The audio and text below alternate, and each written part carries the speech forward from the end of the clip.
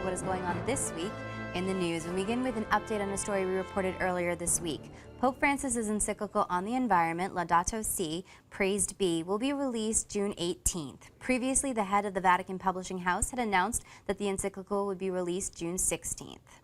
In news from around the world, when Pope Francis meets with the president of Chile today, one of the main topics they may discuss is abortion in the South American country.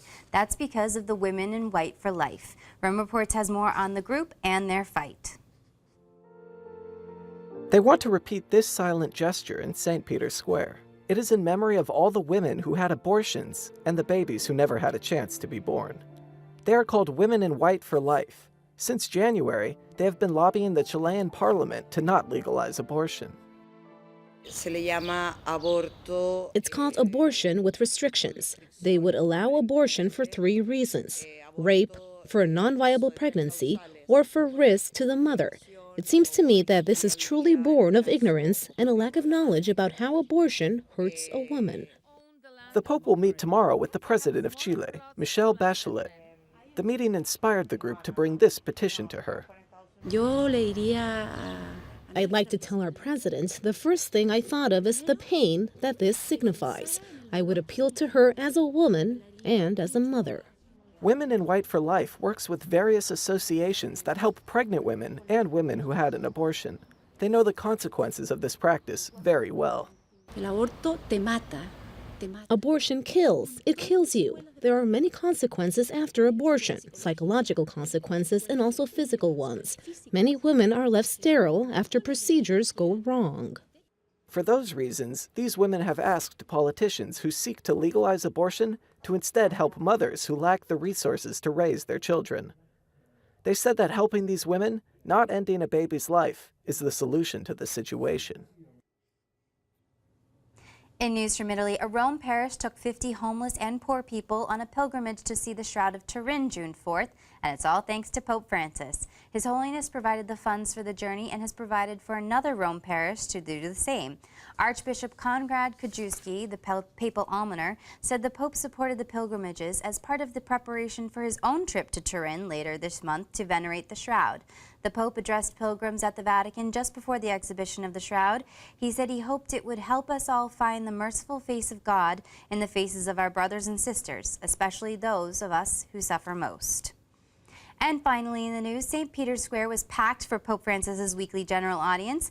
This week, he started a new round of talks on problems that families face. Rome Reports has more. Pope began by speaking about poverty.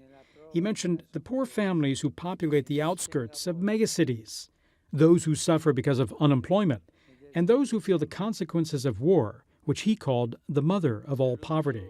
The Pope said it's very admirable when families are able to stay together despite these difficult situations.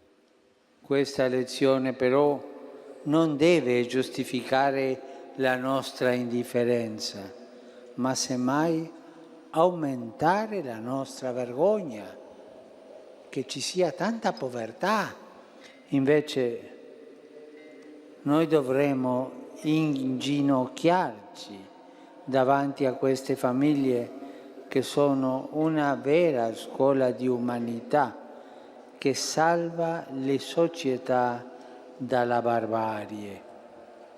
Pope Francis harshly criticized individualistic culture and consumerism. He said that societies today promote selfish individualism, contrary to what the family promotes. In families, everything is shared. People make sacrifices for each other, and the weaker members find protection. He said that those who promote individual well-being only just don't understand.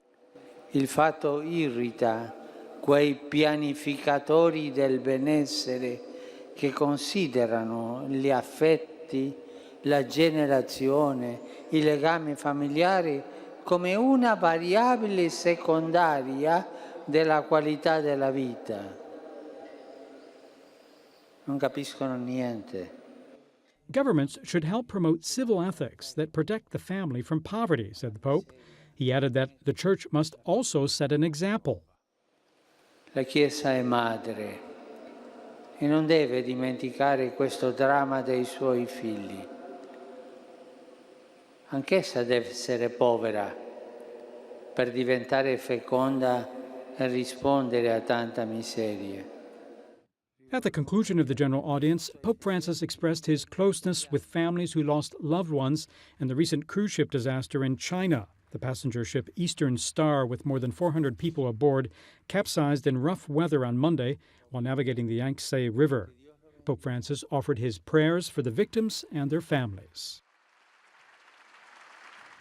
Well, that is all the information we have for you this time. I'm Kate Andrews. Don't forget, you can keep up to date on Catholic news throughout the week with Catholic Newsbreak right here on the Catholic TV Network.